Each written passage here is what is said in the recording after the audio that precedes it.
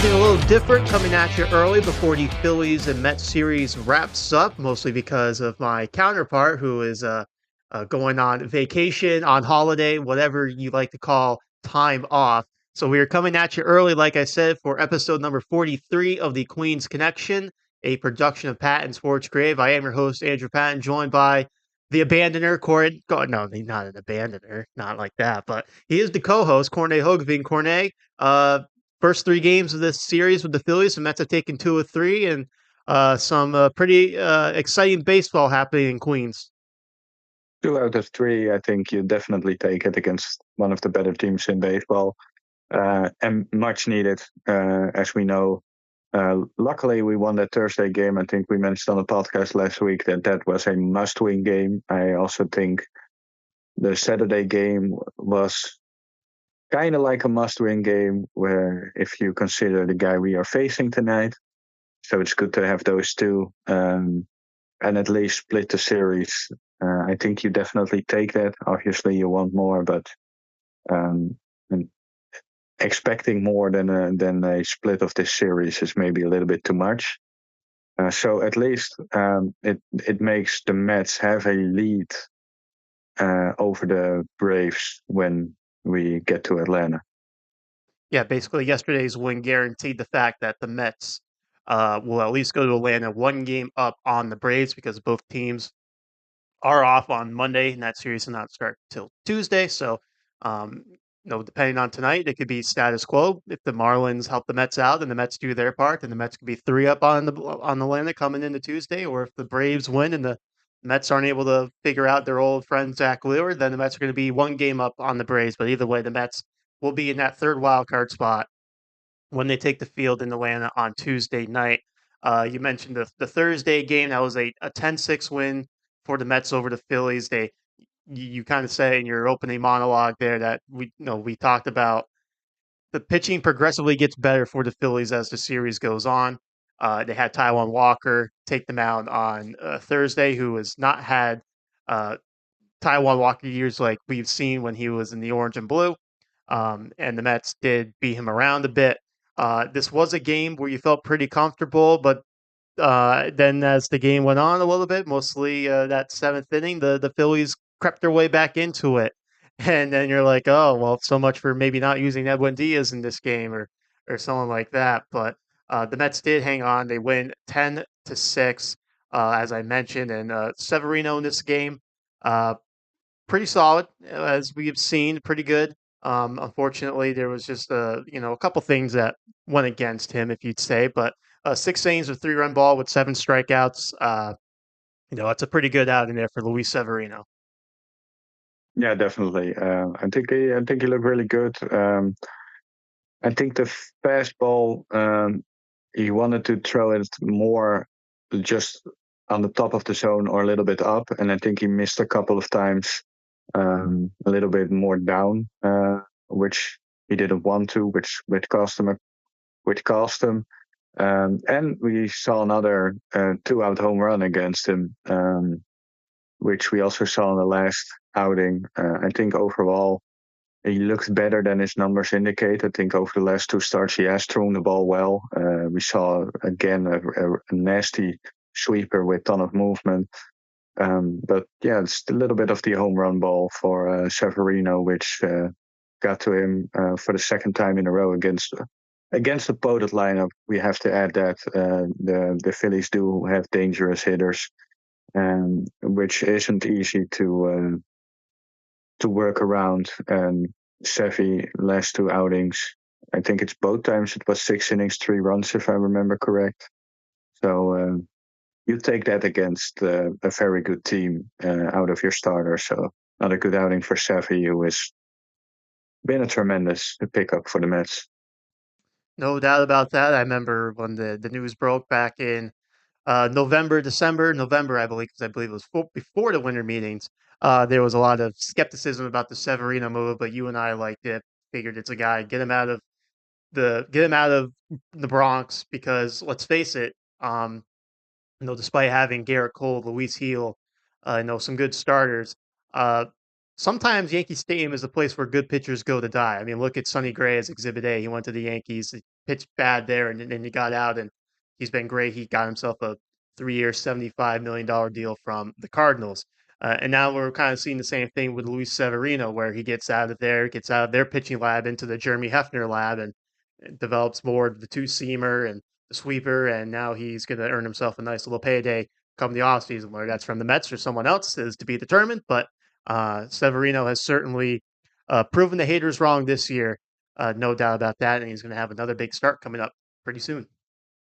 Yeah, one thing that just came to my mind, I didn't have it on my notes, but for the off season, these type of good years that the Mets got out of Sean Manaea, which we obviously gonna mention, but also Luis Severino, guys who took 1 year. I mean, Manaea was obviously a 1 year with a player's option, so that will be a 1 year. So 2 1 year deals. It does help the Mets maybe get arms to their organization in future years, even if it's a guy who has had a maybe slightly underrated year, but goes to the Mets to revamp himself because it works there. I think this year, not only for this year, with how the Mets pitching has been, is a huge boost for the Mets, but also think for future free agents, it's a huge boost for the Mets. Yeah, and there's probably going to be a couple guys that hit the market that are coming off down years for their standards. So maybe that's something where the price point won't be as high, and you get them with Jeremy Hefner, and let's let Hefner work his magic. There's one guy that comes to mind who's currently pitching for the team that's a game ahead of you out in the desert. A guy named Jordan Montgomery, who we're fans of, and we were kind of talking about having hopefully the Mets sign him. Obviously, he took the 1 year deal with Arizona after his agent kind of botched negotiations, according to reports, with the Red Sox. So, maybe Jordan Montgomery is going to be the 2025 version of Sean Manaea or Luis Severino. Obviously, that we're getting too far down the line there. But the point you're making is seeing what these guys have been able to do with the Mets pitching staff, maybe it becomes more of an intriguing destination for guys who are looking to revamp themselves or get their careers back on track. Exactly. Speaking the same language here, I can translate. Don't Yeah. worry about that. Also in this Thursday game, Jose Iglesias, Brandon Nimmo, Mark Vientos. That's the top of your order right there. 1, 2, 3. They all had 2 hits in this game. Obviously, Nimmo and Vientos with some home runs. Pete Alonso hit a home run as well. Francisco Alvarez hit a home run. So the ball was flying out of Citi Field on Thursday night for a big 10-6 Mets win. And unfortunately, in this game, we don't have to do too much of a deep dive, but you're on the losing streak when it comes to your player of the series predictions because a little bit of a rough outing for Danny Young. I had it in my notes. I had it in my notes. Danny Young makes my pick for him a terrible one with his hunting, and luckily he did it again on Friday, so that's all good. So some it's disappointing because we both like Dan Young. We both like what Yeah, he can bring because when you see him on his game, he's really good. Uh, but he's in a rough stretch right now, and definitely. there's a little bit of cause for concern, I would say, at least with the when it comes to the left-handers in the Mets bullpen at the moment. So Yeah, absolutely. Unfortunately, I had hopes that this might be a series where he will face some lefties and get his groove back.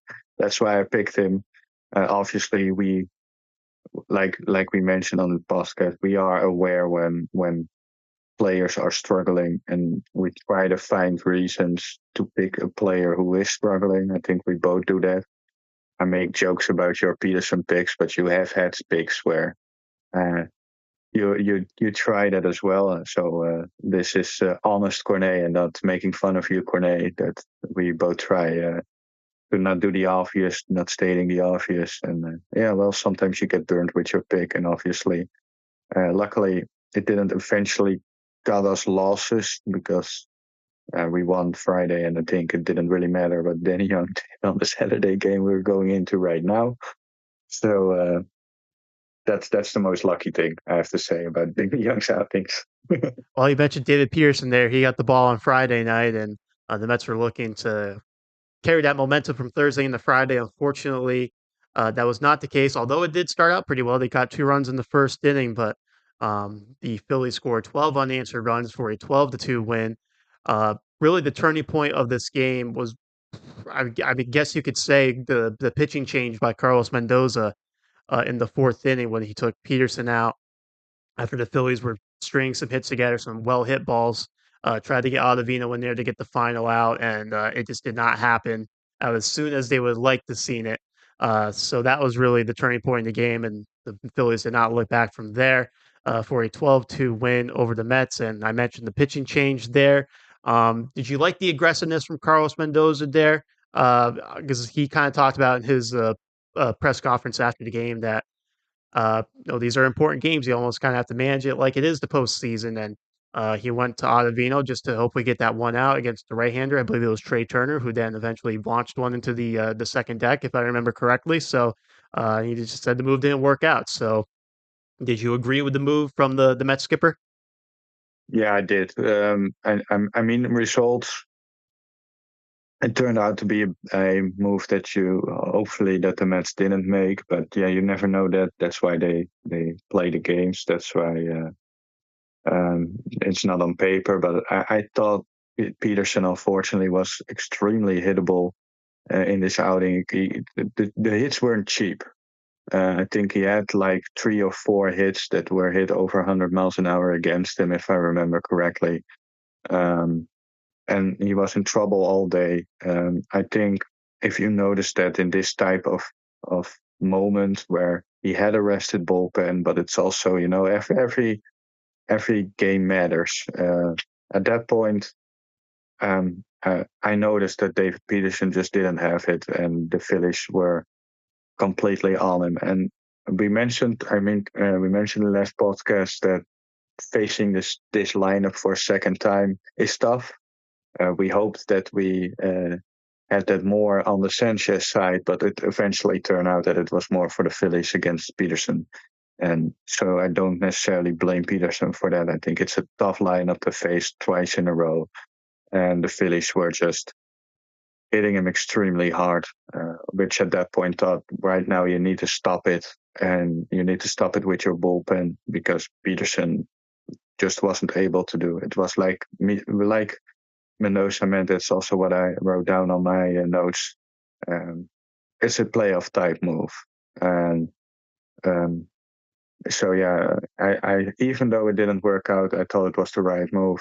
Unfortunately, Adam Ottavino had this maybe earlier of the year Adam Ottavino type outing where he couldn't stop the bleeding. Also, 3 runs scored after the inherited runner scored. So yeah, it was just awful on Ottavino. But that's a job Ottavino should do. Let me put it that way. He was put in a position where he is the veteran reliever. He has to succeed there, and just didn't do it. No, definitely did not. And looking at these are the last. So in the fourth inning, these were the hits Peterson allowed. Edmundo Sosa single was 107.5 off the bat. The Weston Wilson double was 106 off the bat. Johan Rojas's ground rule double was 110 off the bat. So you could see right there all those exit velocities over 105. It's kind Yeah, of a sign that even they're worse on than I him. thought. It was even worse than I thought. So yeah, that's not he wasn't fooling anybody at that point anymore. So yeah, unfortunately, we like Peterson, but it just wasn't his outing. He has been tremendous for us, but just didn't have it. No, and obviously, from this outing compared to the next one that's probably on his plate, I would much rather he probably suffer in this one compared to the next one that is going to be coming up. If we're doing our math correctly on pitcher schedules Probably, and whatnot, so probably. um, a tough night at the ballpark for the Mets on Friday. So they were looking to rebound on Saturday in front of a sellout crowd at Citi Field, which was very good to see, figuring how this homestand kind of kicked off with those little lackluster crowds on Monday and Tuesday. The people packed the ballpark on Saturday, which was very good, and they saw a very good game. The Mets won 6-3. This was a game where your palms were sweaty from first pitch till the last out of the game, as the Mets had Sean Manaea on the mound, and he did Sean Manaea things yet again. Did get off to a bit of a rough start with Kyle Schwarber 2 pitches in, putting in one into the left field bleachers. But the Mets responded with home runs from Francisco Alvarez and the red hot Luis Angel Acuna for his third home run, and it was his third home run in his 24th Major League at bat. So he is definitely on a roll at the moment. The Phillies would tie the game on the Castellanos home run, but the Mets put 3 on the board in the 7th, thanks to Brandon Nimmo and Francisco Alvarez with some big hits in that inning, particularly the Alvarez one, really stood out because drove in those 2 extra runs and yeah, definitely helped the Mets out get some breathing room because the Phillies would get a run back in the 8th. The Mets would eventually get that run back in the 8th as well. So Edwin Diaz with a 4-out save, a 6-3 win for the New York Metropolitans. I mentioned Sean Manaea, 7 innings, 3 runs, all of which were earned, 6 strikeouts. The 2 home runs were allowed, and the wind was blowing out to left field. I guess they were saying on the broadcast. So the Castellanos one that looked like it was probably a routine Uh, fly ball, got some help there. But Chaminaya in his what could be his last start at City Field for this season, or his last start at City Field as a Met, definitely uh, was spot on yet again. yeah, he's been yeah, he's having a tremendous year. What again? I think we talked about Severino, but and also a guy, by the way, I I wanted in the off season, Andrew. I wanted Sean Manaea, and I maybe my picks for hitter or player of the series are horrible lately. I have to say that, but Sean Manaea has just been a tremendous pickup, and obviously we are all aware that it's also mainly he was good or decent before the change with lowering his arm angle, but he's been an ace since, and he did that again. 7+ innings, another outing where he went deep, where he kept this team in it. Um, the Mets, who did we face? Oh God, Ranger Suarez. Ranger Suarez, who we got on him a little bit earlier. We didn't necessarily get all the opportunities against Ranger Suarez, but eventually, still Ranger Suarez, besides a best second half, is still a quality arm. And then luckily the Mets pounded on Pekarin, if I remember correctly, later in the game, which also isn't an easy one to beat. So exciting win. We saw some exciting stuff. It was a game where I was so excited that I heard myself clapping my hands after the Alvarez and Nimmo hits. It was a huge, huge win for the Mets, especially with the Braves winning, with the Diamondbacks also winning. We needed this one, and hopefully that momentum will will get us to another win. Yeah, definitely. If the Mets can get this win tonight on Sunday Night Baseball with Zach Wheeler on the mound for the Phillies, taking 3 of 4 from Philadelphia, that'd be quite impressive. Obviously, we're getting a little ahead of ourselves Yes. in that regard, but just the fact that they can at least take 2 of 4 in this series, split it, I think is going to be very positive momentum going to Atlanta. And we talked about Francisco Alvarez on previous episodes and the struggles he's going through.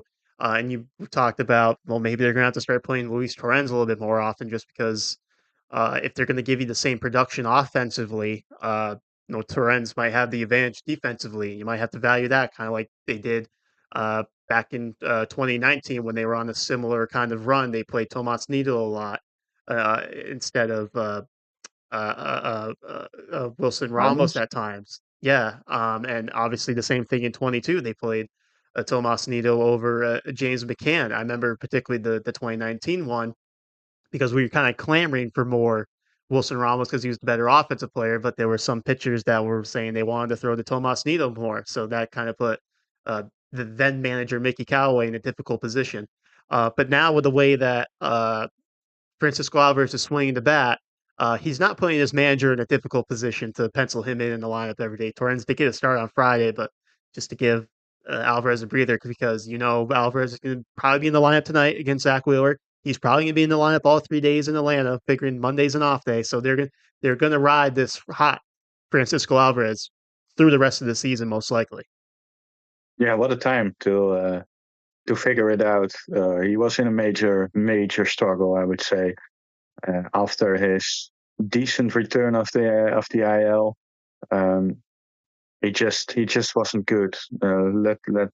Let's be honest. It was on both sides on the ball. He wasn't necessarily good, but we know the guy has talent. I think we had in earlier podcasts the reason we picked Torrens over is mostly because of the pennant run we are in, because obviously we didn't give up on Francisco Alvarez. We know what the talent is, and maybe they made the right decision with playing Alvarez, because eventually they figured out that all the hard work is gonna get out of it and be a very important part of the stretch run. And he's doing that right now. Great series in a big spot for him. Without Lindor too. I mean, his replacement. I mean, has done a lot to help us out there too. I would say, but Alvarez definitely has picked it up. So yeah, that's tremendous to see out of your young catcher. Yeah, and you mentioned the Francisco Lindor replacement, Luis Angel Acuna, who had another multi-hit game on Saturday with some big hits for the New York Mets. Got a little unlucky there with that ground rule double because if that doesn't go into the crowd or hit the rail, whatever, that's a run right there for the Mets. So a little unlucky break there. But Luis Angel Acuna and his now a little over a week at the major league level has impressed for sure. We talked about in his minor league stints, the numbers aren't sexy, but he did have stretches down there where he was red hot. And the Mets, like we said in the last episode, have caught lightning in a bottle with him, and hopefully they can go to Atlanta. And with him being the only Acuna on the field in that series, hopefully he can perform like his brother does and keep it going. That would certainly be huge for the New York Mets.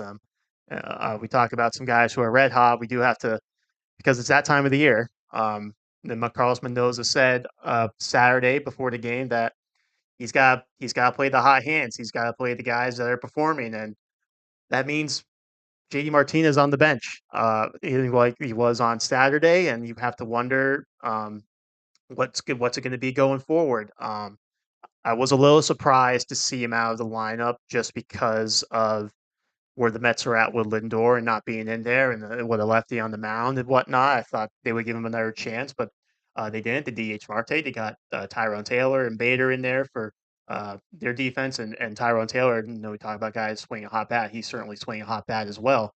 But JD Martinez over his last 30 games, he's hitting 160, 239 on base, a 311 slug, and that's in 106 at bats. That's not very good at all. And his overall season numbers, he's down to 235 batting average, 319 on base. His OPS is 727 with that 408 slugging. So the slugging has continued to plummet for JD Martinez. And he played 113 games for the Dodgers last year, and his numbers were 271, 321, 572 for an 893 OPS. So he's played 3 more games this year, 10 less at bats, but sometimes, because walks don't count as at bats. So that factors into that as well. But and I know JD Martinez had a late start to his season. We can say the same thing for some other guys around the league, like Jordan Montgomery, who we mentioned earlier. But if the Mets are in a spot where the manager says I got to play the hot hand, it's going to be hard to put JD Martinez in there. Down the stretch. Yeah, right now, I think Tyrone Taylor is probably, and I'm not sure, but his OPS in September would probably be around 900. So that's something you can look up, Andrew. So he's red hot. Marte is swinging a good bat. And also, if Lindor comes back, you have Acuna who needs a spot. You have Iglesias who needs a spot. All those guys are hitting well, and even Harrison Bader is a guy who at least gives you Gold Glove defense, which is also more productive than a DH in JD Martinez, who just has struggled. It's been definitely been a down year for JD. We can say that. Obviously, I do believe I have mentioned that earlier. That JD has done a lot for this team, especially starting this red hot series. I don't think Grimace had anything to do with it. I think it's more JD Martinez that got us going at that point. But just right now, with a week left to go, and even if we make the postseason, it's the same. Um, Actually, like we said with Torrens when Alvarez was struggling, it's exactly what we are saying now with JD Martinez. There's no way that those guys who I mentioned just now need to sit for JD Martinez, who's definitely struggling. And now Andrew is going to give us the OPS for Tyrone Taylor in September. You really discredited my man Tyrone Taylor. His OPS is 900 or it's 980 actually. You cheated him 80 points, so he's got a 980 OPS coming into tonight against the Phillies on Sunday Night Baseball. Didn't didn't I say OPS in the 900s? I thought you said around 900, but well, Oh, wow, you okay. can't you can't discredit Tyrone Taylor 80 points. Just like when I was a little off on the Chaminade or the Jose Quintana ERA for the month of September by a couple points, you were all Wow. over my case, so I have to get all over your case about. Yeah, but that was 2 points in 25, and I am 80 points off in 988. So that's a bigger difference. So I think the percentages of your miss might even be maybe some math teachers or something who listens to us who had a bigger miss. Andrew 2 points away in 25 points, or me. I said around 900. So let's say that if it's 910, 915 is all also. So that's like 73 and 900. So what's the bigger miss in percentages, me or Andrew? Yeah, why don't you go to our social media and we'll do a poll on that. Definitely, we've got a lot of time to do that. But the Mets taking two of the first No, three. Oh, go you're ahead. probably the pick, by the way. I probably had a bigger miss than you did. Wow. I would say that probably Quintana was mentioned a lot more than the OPS Tyrone Taylor on the broadcast. Maybe I missed it, but I haven't heard it, so it's really on top of my head. Yeah. No, definitely. Tyrone Taylor's been great this month of September, and obviously we know what he can bring defensively. If the Mets can roll out Taylor on an everyday basis, that'd be great. Um, figuring when they face right-handers, Jesse Winker is going to be in there, whether he's playing the outfield or DHing. We know they want to get Marte in there, and I think this is a good chance to just DH Marte on the days you don't want to put him in the field. And then you could put Bader and Taylor out there when there's left-handers or Peter, something like that. The Mets have. I would even take.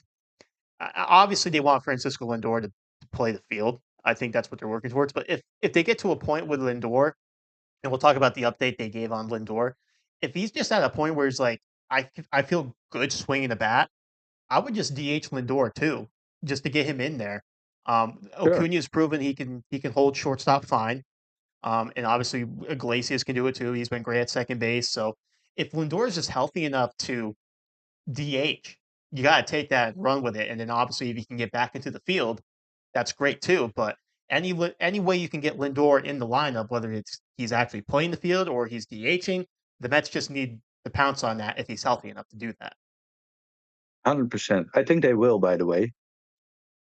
Yeah, I think so too. And the manager said that before the game on yesterday on Saturday that the best case scenario is Tuesday, or is it the most likely scenario is Tuesday. So obviously Lindor probably not going to be in the line tonight against the Phillies based off what the manager said.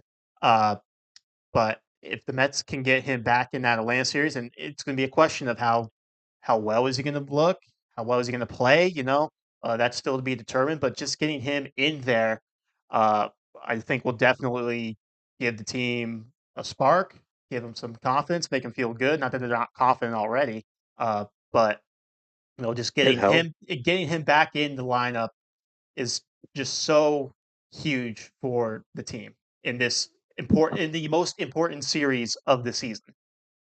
If you, yeah, I mean, if you add your MVP, then it, it will provide a spark for every team. If the Braves would get Ronald Acuna Jr. back right now, they won't. But if yeah, then they that will light a fire under them too. So let's hope it is Tuesday, and then definitely it's gonna put a spark on this lineup and help us during the Brave series. Yeah, definitely. And this Braves series, obviously, we we could just go on and on about how important it is. But before we do that, there's still some things to talk about, particularly at the minor league level. It's just Syracuse at the moment, but there was a big rehab assignment the other day, so I'm sure this is going to be quick and easy. But I will let you update the listeners on the latest that's happening in AAA Syracuse. Well, I start with the minor league player awards that they gave out. The Mets announced their minor league awards. Nick Morabito won the Player of the Year award after a great season between St. Lucie Mets and Brooklyn Cyclones. Morabito combined to hit 312, 403, and 398 with 59 stolen bases and playing great outfield defense. And the pitcher of the year went to Brandon Sproat, not surprising.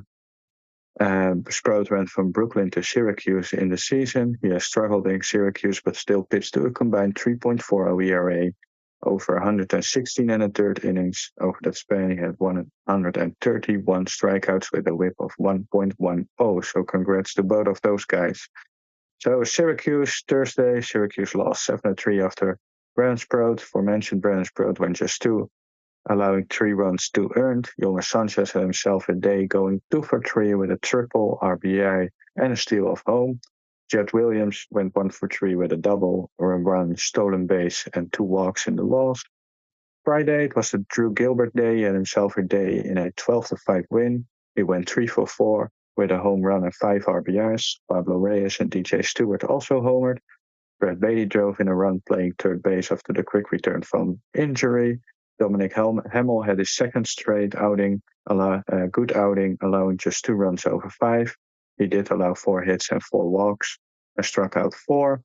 And Saturday, an 8-run first was more than enough in a 10-3 win.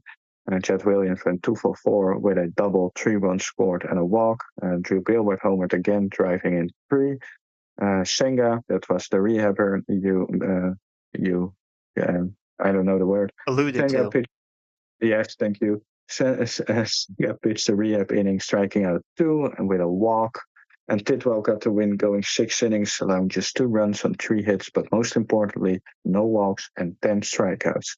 So Tidwell and Hamill ending on a high note in AAA is a good, nice sign for the Syracuse rotation to end the year. They will play tonight. I think, if I'm correct, that's their final game. So, but that won't be mentioned in the podcast, probably. Maybe in the next podcast, but that's all to be determined. Very much so, to be determined as we shift our way back up to the major leagues in the New York Mets as we take a look at the National League wildcard standings here on the morning of, well, at least the morning for me anyway, of September 22nd at 9:35 a.m. Eastern Standard Time. The Padres sit at the top wild card spot, followed by the Arizona Diamondbacks. One game behind the Diamondbacks are the New York Mets, and the Braves sit two behind the Mets. So that's where we're at. The Padres play the White Sox today. The Diamondbacks wrap up their series with the Brewers, and the Braves wrap up their series with the Marlins. And obviously, it's well known that the Mets and Phillies are Sunday Night Baseball tonight as they finish their 4-game series. So let's talk about the Braves here. It's just funny how the Mets have taken advantage of what the Braves have given them the last couple of days, and sometimes the Mets have helped themselves. Obviously, you go back to that Washington series. There was that loss the Braves had when they were up 4-0. The Mets won all their games against Washington, so that was obviously very important. And when the Mets floundered a bit on Friday, so did the Braves. So nothing was gained or lost there. So that's where we're at with the Braves being 2 games back. And I mean, like we said, that is the season-defining series. That's what's gonna. I mean, I guess technically it maybe not be. It could not be the season-defining series. They could take into the Milwaukee series, for a for things to get determined. But I think it's going to give us a general idea of uh, who's going to get that last spot. And obviously, you would hope that the Mets can at least win today, so it's at least maybe two. You're up two going into Atlanta. If the Marlins are able to do the Mets a solid like they did on Friday, and the Mets are able to win, then you're three up on the Braves. If the Mets lose and the Braves win today, then you're one back or you're one ahead of the Braves going into that series. But either way you look at it, I really feel that the Mets in this Braves series, they got to get at least two of the three. But it's going to be a tough thing to do because you figure if I did my pitching math correctly, you're going to get Chris Sale one of those games. You're probably going to get Spencer Schwellenbach, who we know dominated the Mets back in July. And you could theoretically, if I was the Braves, I would do what I believe the Mets will probably do in that Thursday game. I believe the Mets will pitch Sean Manaea on regular rest. I think I would much rather have Manaea pitch against the Braves than the Brewers. I think you got to throw all your big guns in this series, and if that's the case, I think the Braves would do the same thing with throwing Max Fried on Thursday rather than Charlie Morton. So it's going to be a tough series pitching wise for the Mets offense. And I guess you can maybe say the same for the Braves if some guys are on their A game. If David Peterson could bounce back, that's obviously huge because we figure he's going to get a start in this series. Figure the Mets, it's going to be Severino, Peterson, and like I said, I would pitch Manaea on regular rest in this series. But it's one of those series, like we said, that probably not going to feel really comfortable all series long. You're going to be sweating. You're going to be anxious. You're going to be nervous. You're going to hope that the Mets are coming out on top. They're the victors in the end. But you talk about this is the stuff you live for. This is stuff you really want. But also, if you're someone with my demeanor, I guess you're going to be pretty antsy. Is a nice way to put it. Yeah, I hope you just do your rituals the same every day if we win the first game, because else it's your fault. Thanks for putting that pressure on me. No, yeah, it's definitely gonna be nerve wracking, and hopefully it will be a different scenario than we saw the last time we had a big series against Atlanta. In Atlanta with the same, actually, a little bit of the same type. They had their best starters. We tried our best starters, and they just won. I do believe that right now the Mets are in a different momentum than we were in that year. It's kind of, was a little bit on the edge in 2022, and they were trying to catch us with a big lead. Now they will try to catch us, but I think we have a different momentum right now.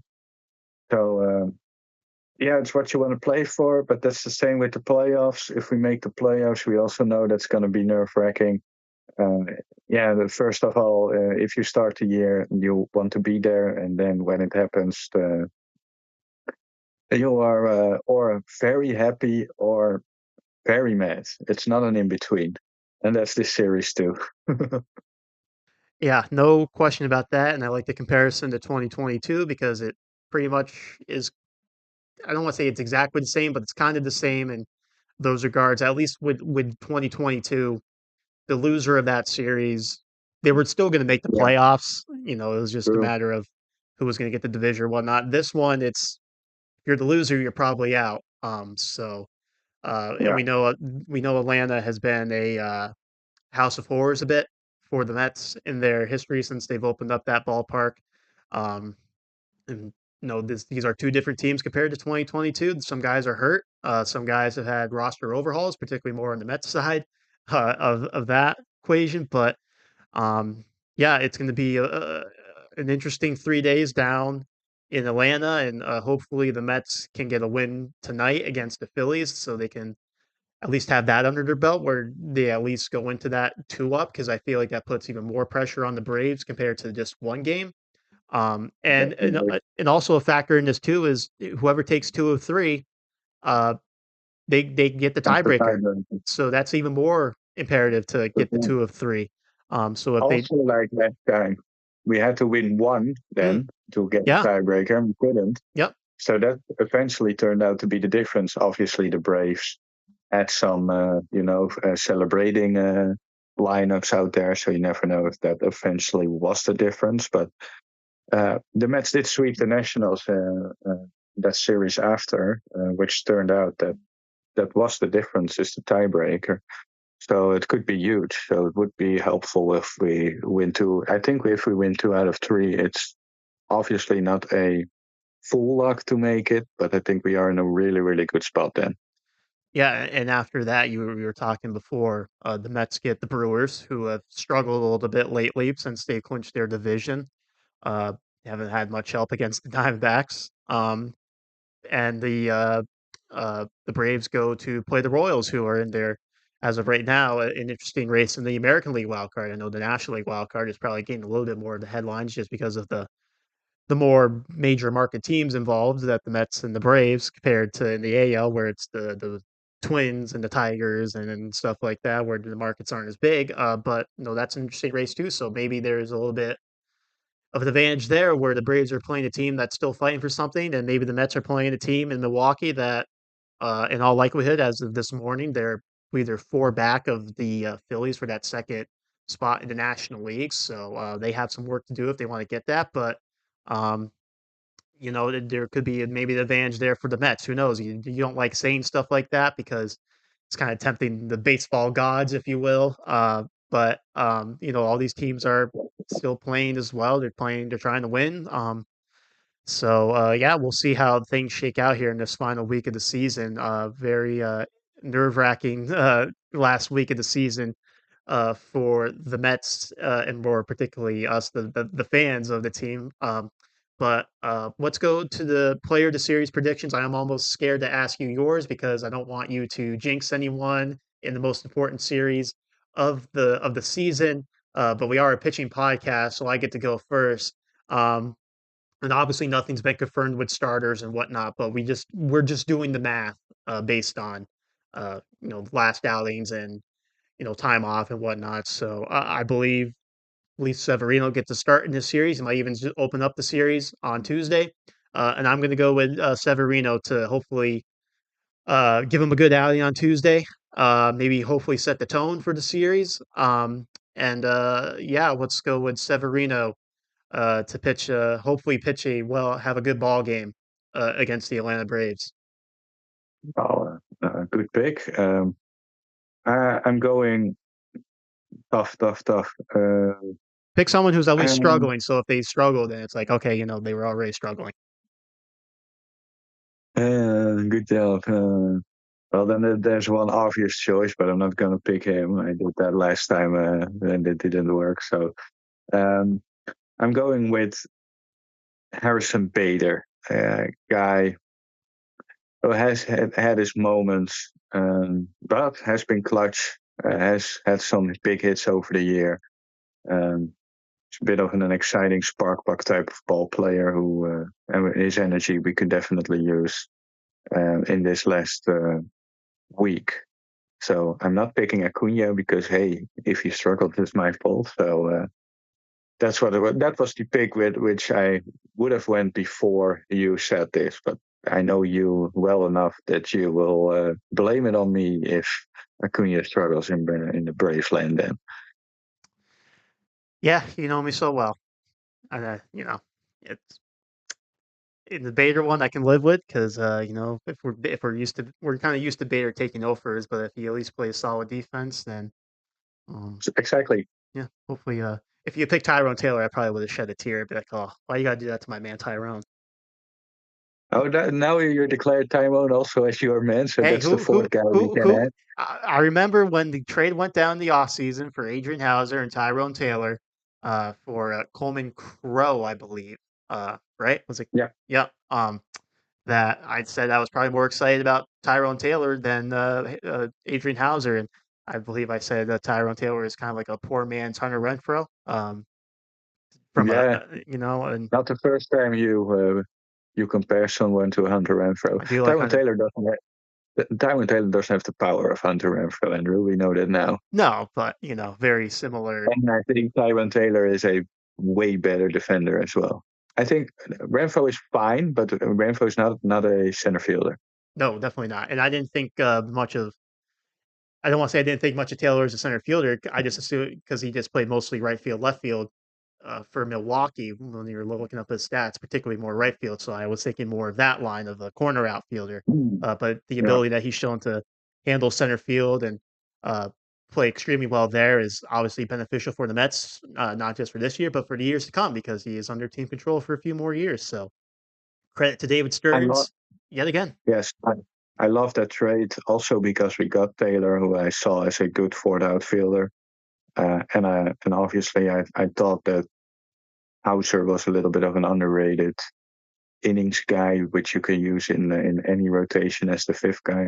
Fortunately, that didn't work, but I think the trade was a masterpiece by Stearns.